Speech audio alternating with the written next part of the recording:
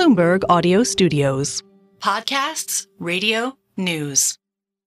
Then this week, we got a reminder that we aren't past the inflation dragon yet, as U.S. CPI numbers came in surprisingly hot, holding at 3.9% year over year, way above that 2% target.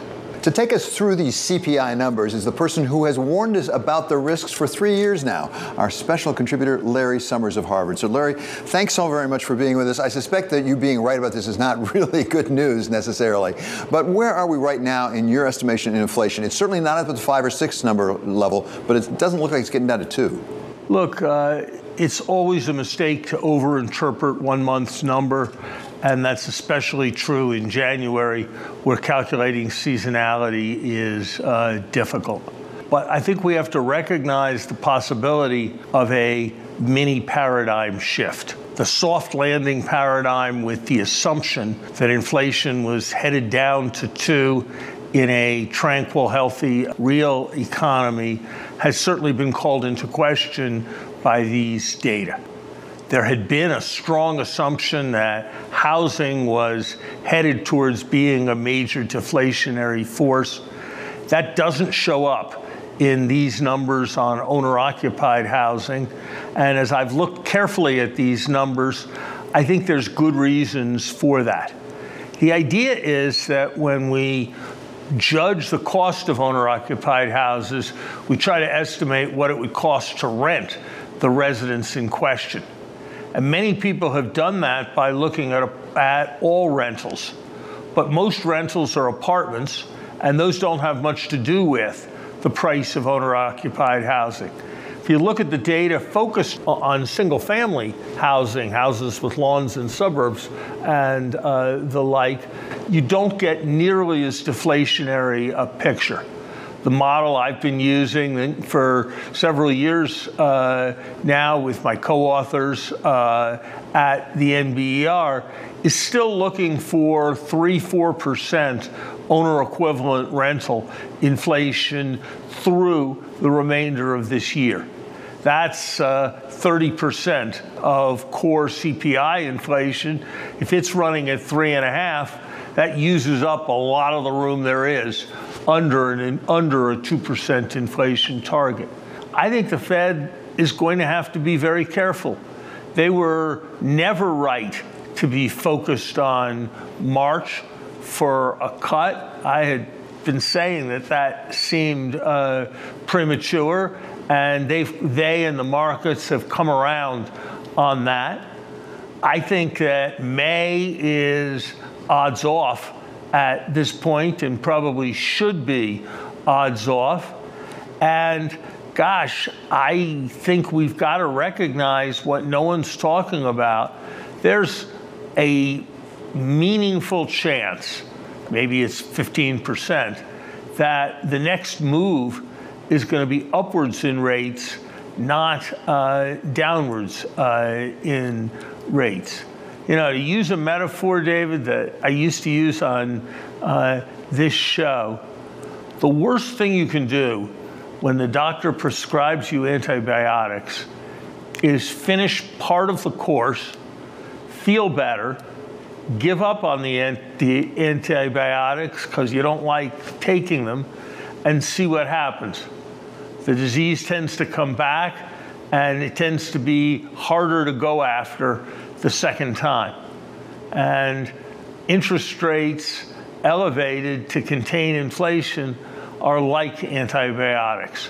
So I think the Fed has to be very careful in this environment. And I think that many people who confused what they wanted with what was real were in much too much of a hurry to declare that we were obviously in a phase of major easing with respect to monetary policy. So, Larry, let me continue your analogy to a disease. And perhaps what we have here is we're not recovering fully to 2%. On the other hand, the fever's not spiking up to 5, 6, 7% the way it was before. What happens if we have just a low-grade fever at the 3+ level? What does that mean for the economy? Gosh, Chairman Powell has said so many times, 2%, 2%, 2%. As you'll recall from our previous conversations, I didn't think it was a great idea to have had so specific and tight a target. But we've had one, and we've set it, and we've repeated it a large number of times. If we decide that 2 sort of has lost its meaning and it's not something we have to accept when there's strong political pressures to ease, if we send that signal, I wonder why anyone would believe that we're going to stick with 2.5 or 3 or whatever it is that we settle into. And then when that feeds into expectations, it'll get harder to hold the level we have.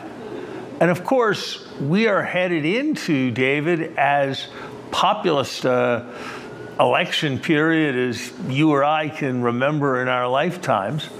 And we usually think of the Fed as a bulwark against populism, not as a reinforcer of populist pressures. Let's continue on the subject of that populist election, as you call it, and specifically with respect to fiscal policy. You and I have talked before about the deficit and the debt that is mounting here. I know you've just helped launch something new called the Tax Reform Project, and in the introduction to that, you talk about that issue of the debt and the deficit, but it's somewhat of a new approach. There are a lot of people who have tax policies, but we haven't heard from the practitioners. Yeah, so I'm supporting my former student and wonderful colleague, Natasha Sarin, at the Yale Law School, who's the driving force. She's focused on IRS reform, and we're focused on IRS reform just to enforce the tax law we have. And there was important new research showing that, from the IRS, showing that if we're able to carry through on the $80 billion program that was part of President Biden's Recovery Act, that can pay off 10 to 1 in $850 billion of revenue collections, in addition to making our tax code fairer. And that's where tax reform discussions should start.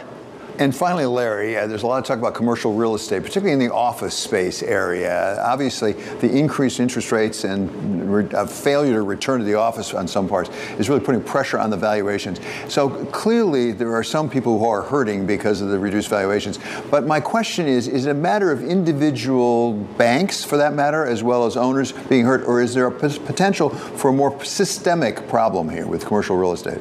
I think that this is something that our central bank is right to be looking at, and right to be looking at with an awareness that almost always in the past we have acted too slowly to force banks to stop distributing capital, to force banks to raise new capital where that's appropriate, to force banks to fortify liquidity.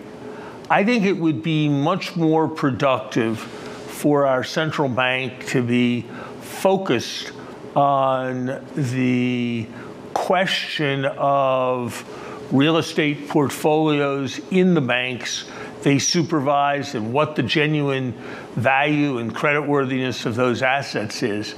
I think that would be a much more productive focus for the Fed than some of the more abstract and politically driven arguments about various kinds of capital charges on the largest banks. The second set of arguments is an important one to have, but I think it's less urgent than the first. Okay, Larry, thank you so very much for joining us again. That's our special contributor here on Wall Street Week. He is Larry Summers of Harvard.